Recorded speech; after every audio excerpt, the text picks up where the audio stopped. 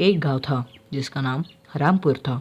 और उस गांव में एक बहुत ही प्यारा सा और बहुत नर्म दिल और बहुत कमज़ोर एक लड़का रहता था जिसका नाम श्याम था।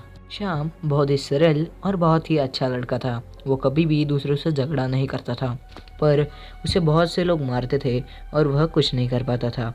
तो उसके फ्रेंड्स उसे बहुत चिढ़ाते थे और वह हमेशा दुखी रहता था। वह ना तो पढ़ाई में अच्छा था और ना ही खेल कूद में।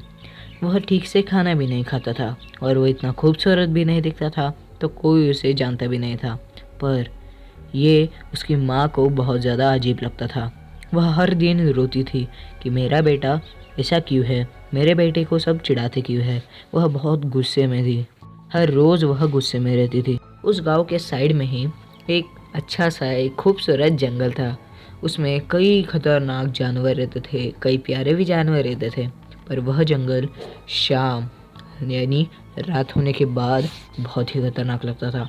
एक बार उसकी माँ यानी श्याम की माँ लकड़ी तोड़ने गई, क्योंकि वो गरीब थी तो खाने के लिए लकड़ी चाहिए थी।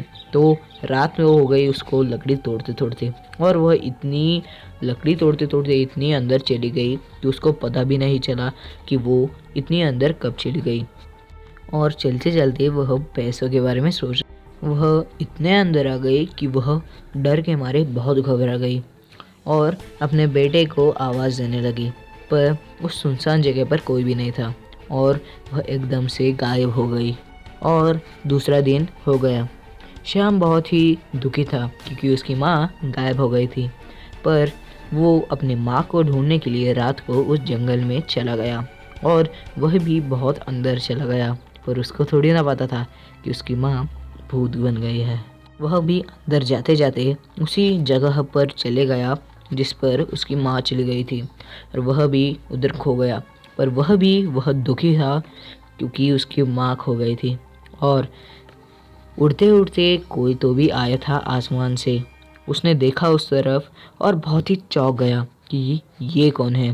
तो वह एक बहुत ही भयानक सा जीव था।